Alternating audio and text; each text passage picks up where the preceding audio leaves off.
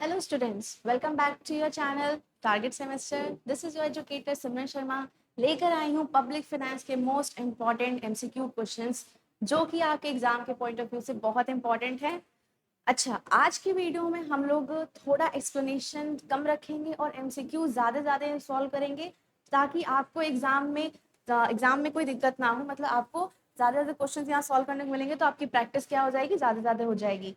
जिनको भी इसका डिटेल में चैप्टर पढ़ना है, जो नहीं पढ़े हैं, अभी भी रह गए हैं जो नहीं पढ़े हैं, वो जाकर टारगेट गुरुकुल मोबाइल ऐप पे जाकर पढ़ें। ठीक है, एलयू करके होगा, एलयू एंट्रेंस एग्जाम करके होगा, एलयू फोर्थ सेमेस्टर होगा। ठीक है, एलयू फोर्थ सेमेस्टर करके होगा, उसमें जाकर इस सब्जेक्ट को पूरी तरह से पढ़ लें। ठीक है, बहुत ही अच्छा सब्जेक्ट है, समझ में आएगा तो मजा आ जाएगा। ठीक है, तो यहाँ पर हम क्या करने हैं आज कि हम लोग यहाँ पर एमसीक्यूज लगाएंगे और ज्यादा एमसीक्यूज लगाने की कोशिश करेंगे ताकि आपका जितने भी, मेरे पास ये 100 एमसीक्यूज से अबव है। ठीक है, 100 एमसीक्यूज से भी अबव है, तो मैं चाहती हूँ कि आज के वीडियो में एटलीस्ट 40 एमसीक्यूज हम लोग कम समय में कवर कर सकें।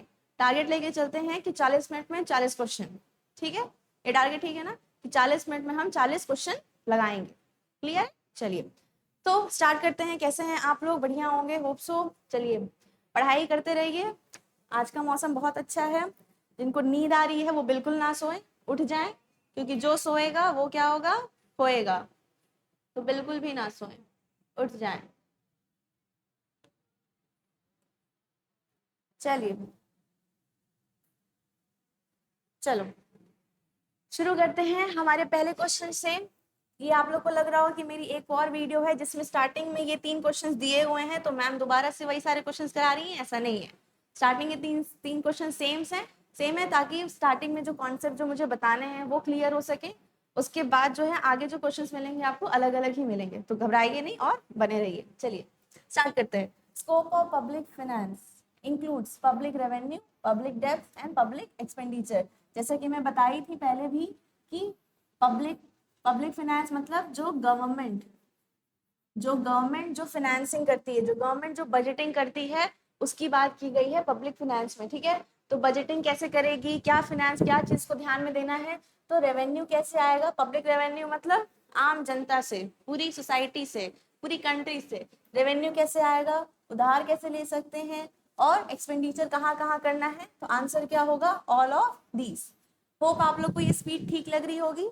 स्पीड ठीक लग रही हो तो कमेंट करके जरूर बताएंगे कि हाँ मैम इसी स्पीड से चाहिए, कि हम लोग ज्यादा देर क्वेश्चन सॉल्व कर सकें एटलीस्ट। ठीक है, चलो नेक्स्ट क्वेश्चन। पब्लिक अथॉरिटी, अब जब गवर्नमेंट की बात हो रही है तो पब्लिक अथॉरिटी की बात की गई, तो सेंट्रल, स्टेट और लोकल तीनों अथॉरिटीज ही गवर्नमेंट पब्लिक अथॉरिटी में आएगी। तो आंसर क्या हुआ इसका, ऑल ऑफ दीज। नेक्स्ट बढ़ते हैं। विच is the main point on the basis of which public finance can be separated from private finance. ऐसी कौन सा चीज, ऐसा क्या चीज है, ऐसा कौन सा पॉइंट है जिसमें हम ये कह सकते हैं कि पब्लिक फाइनेंस जो है वो प्राइवेट फाइनेंस से अलग है। तो प्राइवेट फाइनेंस में सीक्रेसी होती है, पब्लिक फाइनेंस में सीक्रेसी नहीं होती है। वो बजट निकालता है, क्या निकालता है, बजट निकालता है और बताता है कि हम क्या चीज कहाँ खर्च किए हैं, कितना सोचे हैं खर्च करने के लिए, कितना मेरे पास रेवेन्यू आया है, वो सब बताता है। लेकिन वही प्राइवेट जो फाइनेंस करते हैं, मतलब जो कंपनी का फाइनेंस अगर इंडिविजुअल कर रहा है, अपने बिजनेस का कर रहा है, ठीक है, वो अपना प्राइवेट फाइनेंस कर रहा है, ठीक, अपना हिसाब अपने खुद लगा रहा है। तो जब उसका पैसा वो खुद लगा रहा है, तो उधार वो खुद ले रहा है, अपने रिस्क पे ले रहा है, तो आपको क्यों बताएगा। लेकिन गवर्नमेंट क्यों बताती है, क्योंकि वो सबसे ज्यादा रेवेन्यू हमसे ही जनरेट करती है, इनकम टैक्स लेके, जीएसटी लेके हमसे ही जनरेट हो रही है, इसलिए हमारा पूरा हक बनता है कि वो हमें बताए। लेकिन प्राइवेट फाइनेंस क्या है, सीक्रेसी उसके में अलग है, ये पॉइंट सीक्रेसी वाला जो है वो अलग है। ठीक है, नेक्स्ट आगे बढ़ते हैं।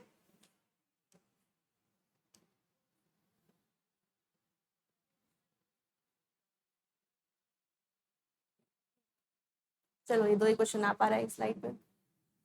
हाँ, नेक्स्ट है the principle of maximum social advantage has been suggested by, ये किन्होंने दिया है, तो डेल्टन ने जी दिया है मैक्सिमम सोशल एडवांटेज।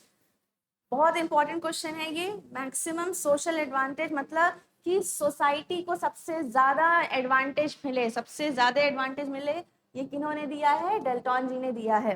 क्लियर हो रहा है, आगे बढ़े चलो।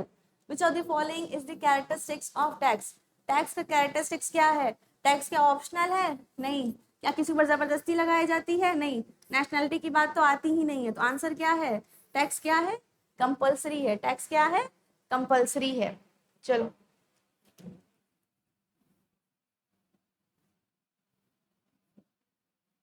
चलो नेक्स्ट क्वेश्चन क्या है? थोड़ा सा इससे कम करते हैं, बहुत ज्यादा है। ठीक है, नेक्स्ट क्वेश्चन क्या है? विच is the main objective of tax? Tax का मेन ऑब्जेक्टिव क्या है? तो कंजप्शन इंक्रीज करना या प्रोडक्शन इंक्रीज करना, ये सब टैक्स का नहीं है। इकोनॉमिक्स का पूछता तो हाँ कह देते कि इकोनॉमिक्स में हम पढ़ते हैं कि कंजप्शन कैसे इंक्रीज कर सकते हैं, ठीक है, ये प्रोडक्शन कैसे इंक्रीज कर सकते हैं। फिर ये भी नहीं है कि कैसे कैपिटल फॉर्मेशन कम करना है, ये तो उल्टा हो गया। ठीक है, ये तो बात ही अलग कर दिया। आंसर क्या हुआ?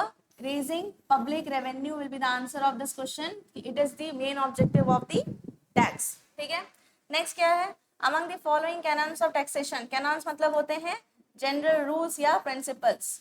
ठीक है, जनरल रूल्स या प्रिंसिपल्स। ठीक, कैनन्स ऑफ टैक्सेशन क्या है? प्रिंसिपल्स है। Which one has been given by Adam Smith?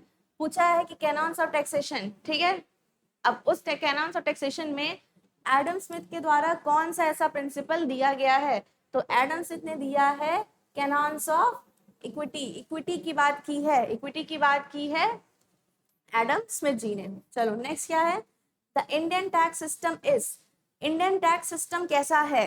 पूछ रहा है सीधे सीधे कि इंडियन टैक्स सिस्टम कैसा है। तो आप हमें बताइए इंडियन टैक्स सिस्टम कैसा है। अगर आप सोचे थोड़ा सा कि जिसकी ज्यादा इनकम होती है, रेट बना है ना, ठीक, परसेंटेज में रेट है, 5%, 10% ऐसे करके रेट है। ठीक, ऑब्वियस ही बात है, जिसका ज्यादा अमाउंट रहेगा, जिसका ज्यादा इनकम रहेगा उस पर ज्यादा टैक्स लगेगा, जिसका कम इनकम रहेगा उस पर कम टैक्स लगेगा। ठीक है, तो आंसर क्या हो गया यहाँ पर? जो इंडियन टैक्स सिस्टम है वो क्या है? प्रोग्रेसिव है। प्रोग्रेसिव का ही मतलब ही होता है हायर इनकम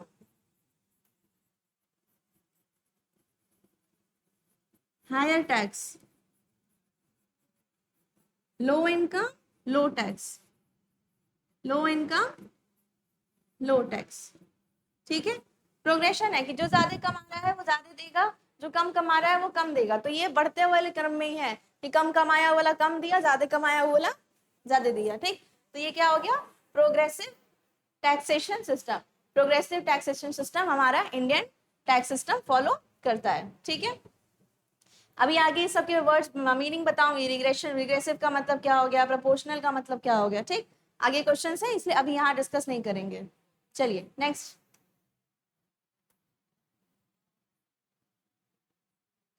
चलो नेक्स्ट क्या है कि the burden of direct tax is borne by. Direct tax का बर्डन किस पे होता है? जिस पे लग रहा है वही, जो जितना इनकम जो कमाया है वो उस पे टैक्स दे रहा है, तो वो डायरेक्ट टैक्स हो गया। ठीक, कि जितना कमाए हम ही दे रहे हैं, कोई और आस पड़ोस से आके नहीं दे रहा है। ठीक है, जीएसटी क्या हो जाता है? इनडायरेक्ट टैक्स हो जाता है। डायरेक्ट टैक्स अगर इनकम पे लग रहा है तो इनडायरेक्ट टैक्स क्या हो गया? GST, goods and service tax, जो सबके पे लगता है, हर सामान पे लगता है, चाहे उसकी इनकम ज्यादा हो चाहे कम हो, वो उस चीज को खरीद रहा है, कंज्यूम कर रहा है, तो उस पर वो उतना ही टैक्स दे रहा है जितना नेक्स्ट पर्सन दे रहा है। ठीक है, क्लियर हुई ये बात? हम क्या कह रहे हैं कि इनडायरेक्ट टैक्स जो है जीएसटी है। ठीक, डायरेक्ट टैक्स क्या है? इनकम पे जो लग रहा है या डायरेक्टली जो गवर्नमेंट ले रही है। ठीक है, तो यहाँ पर मैंने क्या कहा कि जीएसटी क्या है? चाहे उसकी इनकम कम हो सामने वाले की, चाहे ज्यादा हो, अगर वो उस पर्टिकुलर गुड्स और सर्विस को कंज्यूम कर रहा है, यूज कर रहा है, ठीक है, तो उस पे जो वो टैक्स दे रहा है, जो कम कमाने वाला टैक्स दे रहा है या वो ज्यादा कमाने वाला टैक्स दे रहा है, दोनों कोई फर्क नहीं पड़ेगा, दोनों सेम टैक्स दे रहे हैं। लेकिन डायरेक्ट टैक्स क्या होता है? डायरेक्ट टैक्स जो होता है वो इनकम के बेस पे होता है, वही जो हम लोग प्रोग्रेसिव वाले टैक्स सिस्टम में पढ़े हैं अभी। प्रोग्रेसिव मिटाना पड़ेगा इसे, जो हम लोग प्रोग्रेसिव वाले टैक्स सिस्टम में पढ़े हैं। ठीक है, उसमें ही था कि ना जो ज्यादा कमाएगा वो ज्यादा देगा, जो कम कमाएगा वो कम देगा। लेकिन बस ये इनडायरेक्ट टैक्स वाले में नहीं होता, जीएसटी वाले में जो कंज्यूम कर रहा है, जितना कर रहा है वो उतना देगा, चाहे उसकी इनकम कम हो चाहे ज्यादा हो। यहाँ पर क्वेश्चन क्या था कि इनकम टैक्स जो है वो कौन सहता है, किसको देना होता है? तो the on home it is live, मतलब जिसके ऊपर लगाया गया है उसी को देना है। ठीक है, जिसके ऊपर यह किस पर लगाया जाता है वही वही देता है, जिस पे लगाया जाता है वही इसका टैक्स देगा। इनडायरेक्ट टैक्स हैव, नेक्स्ट देख रहे हैं हम लोग, indirect tax have an element of, indirect tax के बाद क्या होता है, indirect tax has an element of, indirect tax के पास एलिमेंट होता है इक्विटेबिलिटी का। अभी बात किया ना कि ज्यादा कमा रहा हो, हाई इनकम हो चाहे लो इनकम हो, ठीक, अगर कोई भी पर्सन वो गुड्स या सर्विस कंज्यूम कर रहा है, गुड्स या सर्विस को ले रहा है, यूज कर रहा है, गुड्स या सर्विस को यूज कर रहा है, तो वो उस पर उतना ही टैक्स दे रहा है जितना हाई वाला दे रहा हो या लो वाला दे रहा हो, ठीक है। अगर एक चिप्स का पैकेट कोई खरीद रहा है, ठीक, लो वाले को भी 10 रुपए में मिलेगा और हाई वाले को भी 10 रुपए में मिलेगा, इसमें टैक्स क्या होता है, इंक्लूडेड होता है, टैक्स इंक्लूडेड करके लिखा रहता है ना, टैक्स इंक्लूडेड, ठीक, क्लियर हुआ। तो इसका आंसर क्या है, इक्विटेबल, ठीक। नेक्स्ट क्या है, direct tax have the element of, अब डायरेक्ट टैक्स के पास कौन सा एलिमेंट होता है, डायरेक्ट टैक्स के पास, अब देखो समझ में आना चाहिए, डायरेक्ट टैक्स मतलब ऐसे समझो जो इनकम पे लगता है, जिसकी ज्यादा इनकम रहेगी ज्यादा टैक्स देगा, जिसकी कम इनकम रहेगी वो क्या कम कम टैक्स देगा, तो ये क्या हो गया, प्रोग्रेसिव, इसका आंसर क्या हुआ, प्रोग्रेसिव। क्लियर हो गया इन तीनों का आंसर, इन तीनों का आंसर आप लोग क्लियर हो गया। चलिए नेक्स्ट आगे बढ़े, ज्यादा क्वेश्चन लगाना है हमें,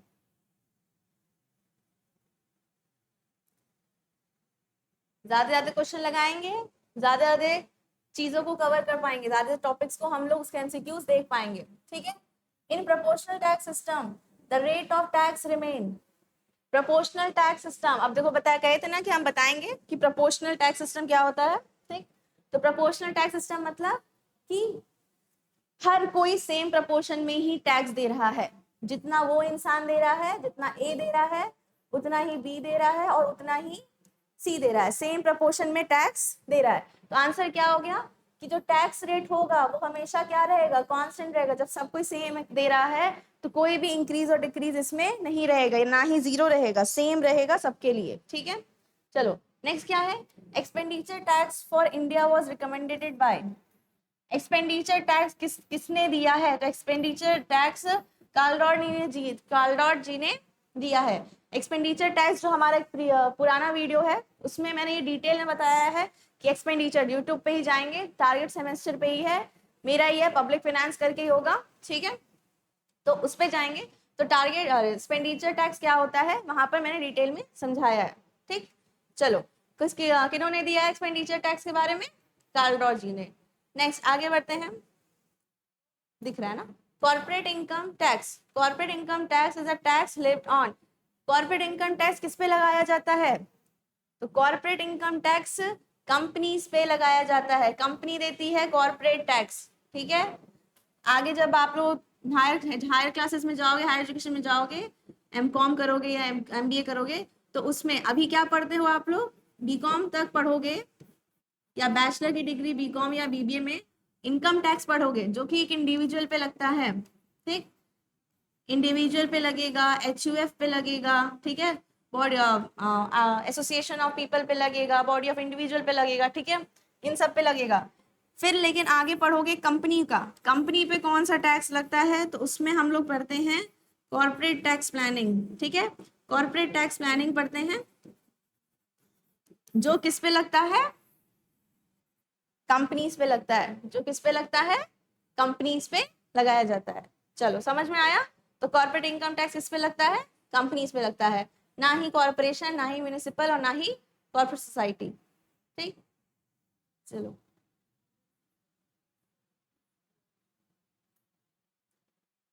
ठीक, which is the following is a major source of revenue in India, major source क्या है रेवेन्यू का, सबसे ज्यादा मेजर सोर्स हम कहेंगे कि इनडायरेक्ट टैक्स है, क्योंकि हर इंसान चाहे या ना चाहे, कोई कोई ज्यादा कंज्यूम कर रहा है, कोई कम कंज्यूम कर रहा है, लेकिन हर इंसान ये टैक्स दे ही रहा है, ठीक है, हर इंसान क्या कर रहा है, ये टैक्स दे रहा है। तो सबसे मेजर सोर्स क्या है रेवेन्यू का, रेवेन्यू मतलब अमाउंट का, जितना पैसा आना है, ठीक है, अमाउंट जो है वो कैपिटल जो है जितना आ रहा है, ठीक है, वो कितना है, क्योंकि कहाँ से आता है सबसे ज्यादा, इनडायरेक्ट टैक्स से आता है। चलो नेक्स्ट क्या है, which of the following is not a commodity tax. अब कौन सा कमोडिटी टैक्स नहीं, कमोडिटी टैक्स मतलब गुड्स पे जो नहीं लगता हो, गुड्स या सर्विस पे जो टैक्स ना लगे वो पूछ रहा है, नॉट पूछा है, ठीक है। तो कौन सा लगता है, एक्साइज ड्यूटी पे लगता है, ठीक है, कस्टम ड्यूटी पे लगता है, ये ऑक्ट्रॉय पे भी लगता है, ठीक है। बताएंगे आगे इसका मतलब क्या है, किस पे लगता है, ये एक्सपोर्ट इंपोर्ट पे लगता है मेनली, ठीक है, एक्सपोर्ट इंपोर्ट पे लगता है, ठीक, या नहीं एक्सपोर्ट इंपोर्ट बोल रहे हैं, ये जब किसी एक कंट्री से, एक सिटी से दूसरी जगह से जाता है, एक टाउन से दूसरी जगह जाया जाता है, तब ये टैक्स वहां पर लगता है, ठीक है। चलो अभी क्या आंसर है यहाँ पर, कौन सा कमोडिटी टैक्स नहीं है, तो कॉर्पोरेशन टैक्स जो है वो कमोडिटी टैक्स नहीं है, कॉर्पोरेशन टैक्स जो है कमोडिटी टैक्स नहीं है। चलो नेक्स्ट,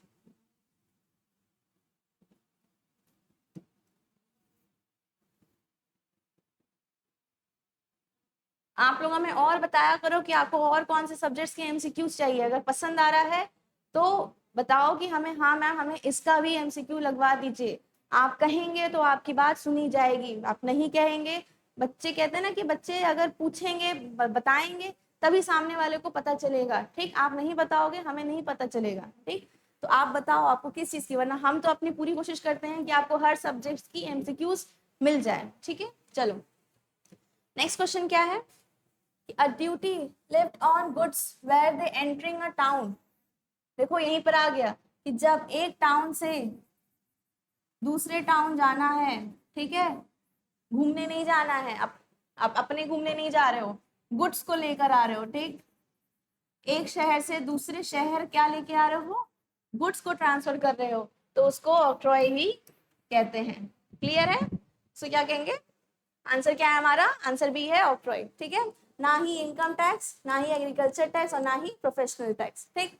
नेक्स्ट क्या है, special assessment mean, special assessment का मतलब क्या होता है, स्पेशल असेसमेंट लगता है a tax on special benefit, जहां पर स्पेशल बेनिफिट मिल रहा हो टैक्स पे, उसी को क्या कहेंगे, स्पेशल असेसमेंट कहेंगे, ठीक है। नेक्स्ट देखते हैं, non exclusive principle is related to, non exclusive principle, पिछले प्रीवियस वीडियो में हमने बताया था कि जो इसको मिटा देते हैं पहले फिर बताते हैं, थोड़ा ऊपर करके, ठीक,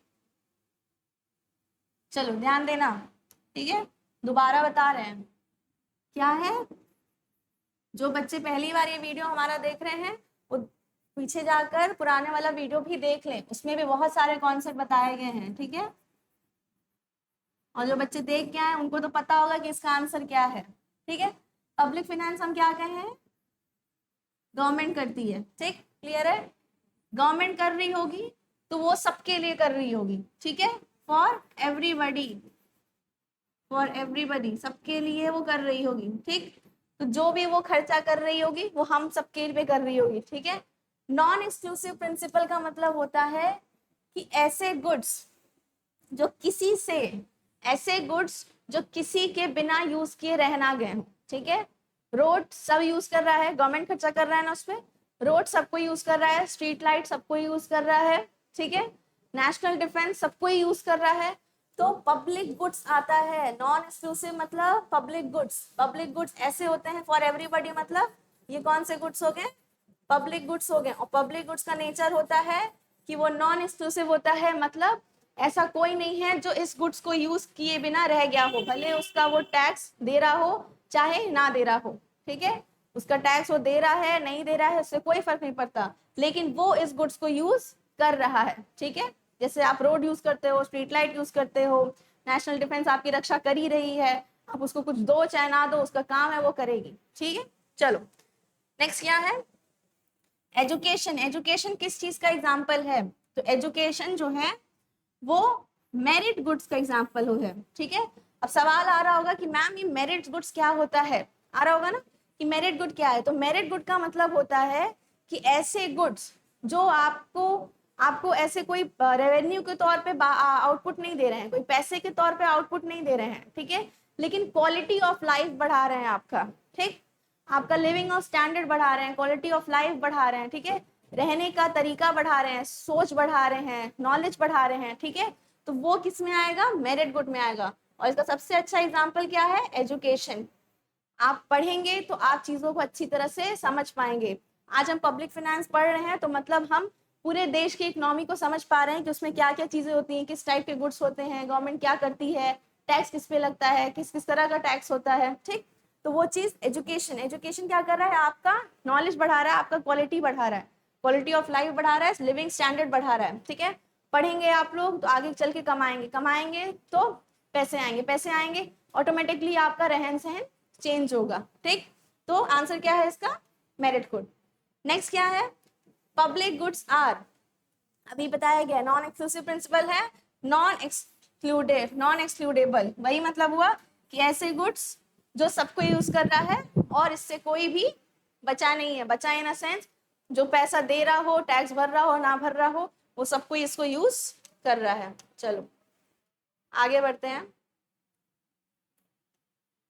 नेक्स्ट क्वेश्चन है, who is the father of public finance. तो मसग्रेव जी हैं फादर ऑफ पब्लिक फाइनेंस, याद कर लेना, मसग्रेव जी हैं फादर ऑफ पब्लिक फाइनेंस, मसग्रेव जी हैं, ठीक। नेक्स्ट क्या है, incidence of tax means, incidence of tax का क्या मतलब होता है, कोई बताएगा।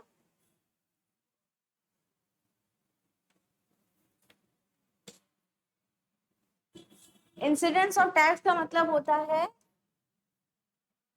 Division of tax, division of tax, tax का डिवीजन जो इनडायरेक्ट वालों के लिए बर्डन रहता है। जैसे हम बताए थे कि पैसा कम कमा रहे हो, लो इनकम है, तो भी उतना ही टैक्स दोगे, इनडायरेक्ट टैक्स मतलब जीएसटी आ गया, ठीक। हाँ ज्यादा कमा रहे हो, हाई इनकम है, तो भी उतना ही टैक्स दोगे। जीएसटी जो लग रहा है उस दोनों के लिए क्या लग रहा है, सेम लग रहा है, दोनों के लिए क्या लग रहा है, सेम लग रहा है। तो बर्डन चाहे वो ज्यादा कमा रहा है, जो कम कमा रहा है, जो कम कमा रहा है उसके पे क्या हो जाएगा, टैक्स बर्डन रहेगा, ठीक है। तो आंसर क्या है, incidence of tax means indirect money burden, indirect money burden. चलो नेक्स्ट करते हैं, what is tax shifting, tax shifting क्या कहलाता है, ठीक है, टैक्स शिफ्टिंग क्या कहलाता है, ठीक। तो टैक्स शिफ्टिंग कहलाता है कि जब हम किसी एक से दूसरे पे टैक्स को शिफ्ट कर देते हैं, मतलब एक को देना था बट शिफ्ट करके किसी और को दिला दिया गया, ठीक है। प्रीवियस वीडियो में इसका बहुत ही अच्छा एग्जांपल था, जाकर जरूर देखिएगा, ठीक है। टैक्स शिफ्टिंग का बहुत अच्छा एग्जांपल मैंने दिया भी था, उसमें था नहीं, मैंने दिया था, बताया था, ऐसा ही क्वेश्चन आया था, उसमें समझाया था कि कैसे टैक्स शिफ्टिंग होता है, कैसे प्रोड्यूसर जो है वो कंज्यूमर पे टैक्स शिफ्टिंग कर देता है, ठीक। तो किसी को देना था, उसने क्या किया, शिफ्ट करके वो बर्डन, टैक्स बर्डन किस पे डाल दिया, दूसरे पे डाल दिया, वो टैक्स बर्डन किस पे डाल दिया, दूसरे पे डाल दिया, तो क्या कहलाएगा वो, टैक्स शिफ्टिंग। नेक्स्ट क्या है, the equity principle of taxation was propounded bye, equity principle of taxation was propounded bye, the equity principle of taxation दिया गया है एडम स्मिथ जी के द्वारा, एडम स्मिथ जी के द्वारा, पीछे पीछे पढ़े हैं ना, cannons of, cannons of tax, cannons of equity, पीछे भी देखे हैं हम लोग, कैनन्स ऑफ इक्विटी करके था, किन्होंने दिया था, एडम स्मिथ जी ने दिया है, ठीक है। चलो आगे बढ़ते हैं।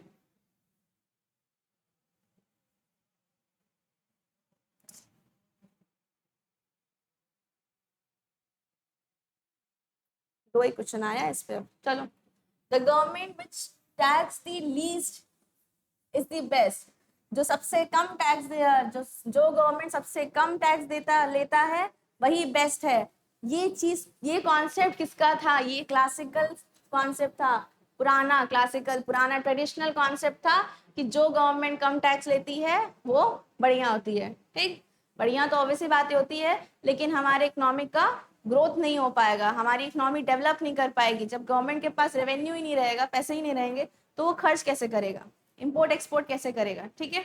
तो ये लाइन किसने दिया है, किस किस टाइम ये किस किस चीज को बिलीव करता है, ये क्लासिकल थिंकिंग को बिलीव करता है। नेक्स्ट देखना, अकॉर्डिंग टू लाफर, ठीक है, लाफर जी के अनुसार, ठीक है, when the tax rate is 100, जब when the tax rate is 100%, the tax revenue will be, ध्यान देना, ठीक है, लाफर जी ने एक कॉन्सेप्ट दिया था जिसमें उन्होंने कहा, ठीक, टैक्स रेट जो है वो 100% है।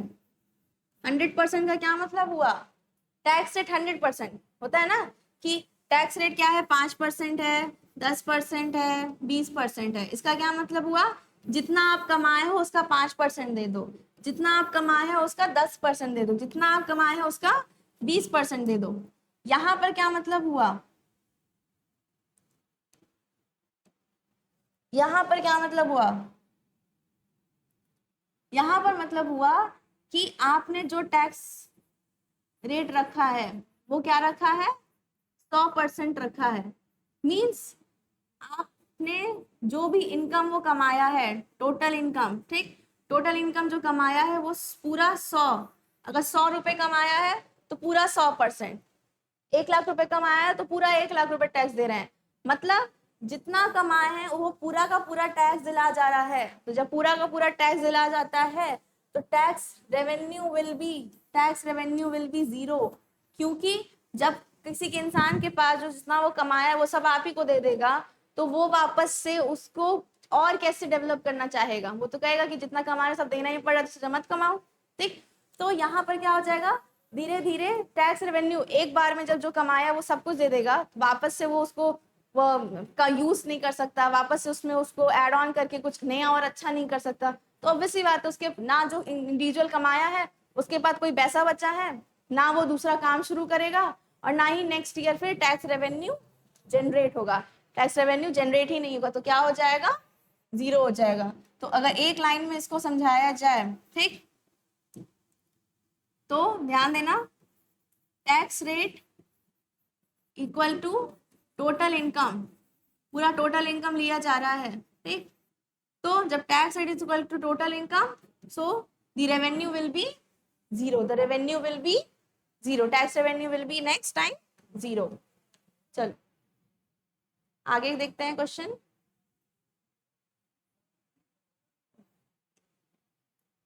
लिखा है, incidence of tax refers to the dash burden of tax। Incidence of tax मतलब अभी पीछे में देखें कि जहां पर डिवीजन ऑफ टैक्स क्या हो रहा है, इक्वली हो रहा है, डिवीजन ऑफ टैक्स इक्वली हो रहा है। इनडायरेक्ट टैक्स का हम लोग बात कर रहे थे, इनडायरेक्ट टैक्स की बात हम लोग कर रहे थे। तो यहाँ क्या है, बर्डन जो है वो अल्टीमेट है, सबसे ज्यादा है भाई, ठीक है, वो है ही है, उसके बिना और कुछ उसमें कोई ऑप्शन नहीं है, ठीक। नेक्स्ट क्वेश्चन क्या है, in case of regressive tax, ठीक। अब रिग्रेसिव टैक्स की बात की थी हमने, 3 टैक्स की बात कर ली है, ठीक है, प्रोपोर्शनेट टैक्स सिस्टम, नेक्स्ट बात किया था प्रोग्रेसिव टैक्स सिस्टम, और अब हम लोग बात कर रहे हैं किसका, रिग्रेसिव टैक्स सिस्टम। तो इसमें क्या है, the rate of tax is dash as income increase. Rate of tax क्या है, कुछ है जिससे जब इनकम इंक्रीज हो रहा है। प्रोग्रेसिव में क्या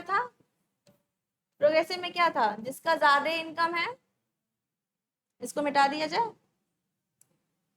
जिस प्रोग्रेसिव में क्या था, जिसका इनकम ज्यादा है वो ज्यादा टैक्स देगा, ठीक, जिसका इनकम कम है वो कम टैक्स देगा, ठीक।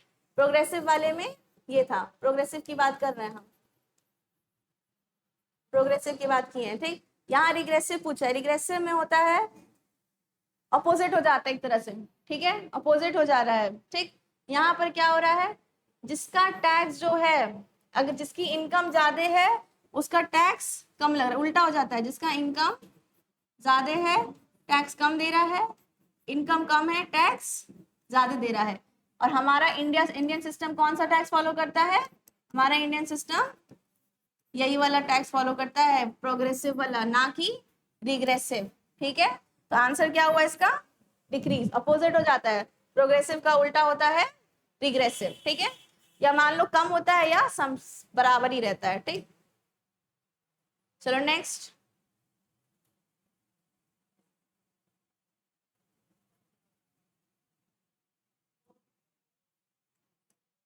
नेक्स्ट क्या है, ad valorem duty are levied on. Ad valorem duty value पे लगता है, जितना उस सामान की वैल्यू होती है, ठीक है, उतने पे एड वोलोरम ड्यूटी लगता है, ना कि उसके लेंथ पे, ना ही उसके वेट पे, और ना ही उसकी यूटिलिटी पे। किस पे लगता है, वैल्यू पे लगता है, याद रखना। बहुत टाइप्स ऑफ, जब इंटरनेशनल ट्रेड या पढ़ोगे तो उसमें ये सारी ड्यूटीज और सारी ड्यूटीज के भी नाम आएंगे, ठीक। चलो, tax avoidance is, tax avoidance क्या है, टैक्स अवॉइडेंस लीगल होता है, ठीक। टैक्स अवॉइडेंस क्या होता है, लीगल होता है, ठीक। इलीगल क्या होता है, टैक्स इवेजन जो है वो इलीगल होता है, टैक्स इवेजन जो होता है वो इलीगल होता है। टैक्स इवेजन क्या होता है, वो इलीगल होता है। टैक्स अवॉइडेंस क्या है, किसी भी रूल प्रिंसिपल को फॉलो करके, या जो हमारा इनकम टैक्स में जो भी चीजें हैं उसके लूप होल्स को देख के, लूप होल्स मतलब कमियों को देखकर अगर कोई चीज का बचाव हम कर रहे हैं, अपने टैक्स को बचा रहे हैं, तो वो टैक्स अवॉइडेंस कहलाता है, और वो क्या होता है, लीगल होता है, लेजिस्टिमेट होता है। क्लियर है। चलो, VAT was first introduce in, VAT को सबसे पहले इंट्रोड्यूस किया गया था फ्रांस में। वैट का फुल फॉर्म आप लोग मुझे बता ही देंगे आराम से, सबको पता होगा, कमेंट करके बताइएगा, ठीक। छोटा सा होमवर्क है, बहुत ही छोटा, तुरंत लिख दोगे, ठीक। तो VAT was first introduce in France, सबसे पहले वैट को इंट्रोड्यूस किया गया था फ्रांस में। चलो,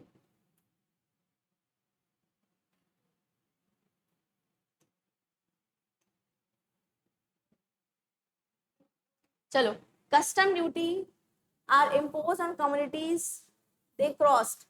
कस्टम ड्यूटी किस पे लगता है, कस्टम ड्यूटी लगता है उन कमोडिटीज पे जो क्रॉस करते हैं बॉर्डर, नेशनल नेशनल बॉर्डर जो क्रॉस करते हैं, अपने कंट्री का नेशनल बॉर्डर क्रॉस करने पे जो टैक्स लगता है, जो ड्यूटीज लगती है, ड्यूटीज मतलब टैक्स लगता है, उसको क्या कहते हैं, कस्टम ड्यूटी। क्लियर है।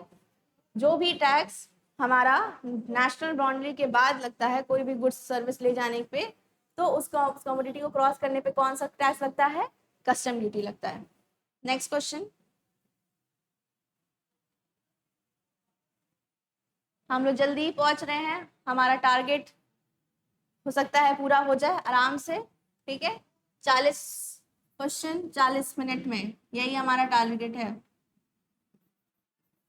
40 क्वेश्चंस इन 40 मिनट, ठीक है। 40 क्वेश्चन इन 40 मिनट, यही हमारा टारगेट है, जल्दी से इसको कंप्लीट करते हैं, ठीक। क्या है, contra contra cyclical cyclical fiscal policy. सुबह सुबह, कोई बात नहीं, हो जाता है, डोंट माइंड।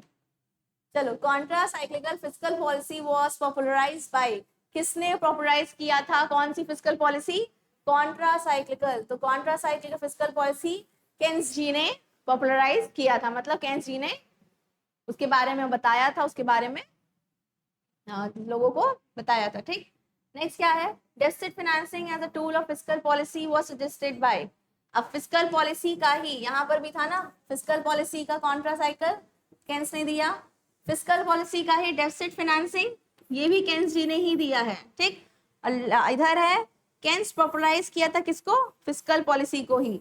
तीनों का आंसर, तीनों का आंसर देखो सेम है, फिस्कल पॉलिसी, यहाँ कॉन्ट्रा साइक्लिकल केन्स जी ने, फिस्कल पॉलिसी डेफिसिट फाइनेंसिंग किसने दिया, केन्स जी ने दिया, ठीक। फिर केन्स पॉपुलराइज क्या किया है, फिस्कल पॉलिसी को ही किया है। ये तीनों ही क्वेश्चंस एक से रिलेटेड थे, एक दूसरे से रिलेटेड थे, ठीक है। चलो next, a budget where there is excess of expenditure over revenue is called, ऐसा बजट, ठीक है, जहां पर एक्सपेंडिचर क्या है, ज्यादा है, खर्चे ज्यादा हैं इनकम से, इनकम से ज्यादा खर्चे हैं। तो जब इनकम से ज्यादा खर्चे होते हैं तो इसको क्या कहते हैं, डेफिसिट बजटिंग कहते हैं, डेफिसिट बजटिंग, ठीक है। डेफिसिट मतलब कम, ठीक है, सरप्लस मतलब ज्यादा, सरप्लस कब होगा? जब एक्सपेंडिचर क्या हो जाएगा? कम हो जाएगा रेवेन्यू से। एक्सपेंडिचर कम होगा रेवेन्यू से तो सरप्लस कहलाएगा, और एक्सपेंडिचर ज्यादा है तो क्या कहलाएगा? डेफिसिट कहलाएगा। क्लियर है? जब एक्सपेंडिचर ज्यादा हो रेवेन्यू से मतलब इनकम से तो डेफिसिट बजटिंग होती है। ठीक, नेक्स्ट क्वेश्चन क्या है? The balance budget principle was advocated by balance budget principle किन्होंने दिया था? बैलेंस बजट प्रिंसिपल किन्होंने दिया है? कहां पर ये बताया गया है बैलेंस बजट प्रिंसिपल? तो balance budget principle classical school में बताया गया है। ठीक है, बजट बैलेंस बजट प्रिंसिपल किसने बताया, कहाँ कहाँ बताया गया है? तो क्लासिकल स्कूल में बताया गया है। नेक्स्ट चलते हैं, बधाई हो, हमारा 2 क्वेश्चन और बचा है और टाइम आई थिंक अभी 40 तक नहीं गया है। एक ताली खुद के लिए बजा लेना इतनी जल्दी पढ़ने के लिए। ठीक, चलो, वन ऑफ द फॉलोइंग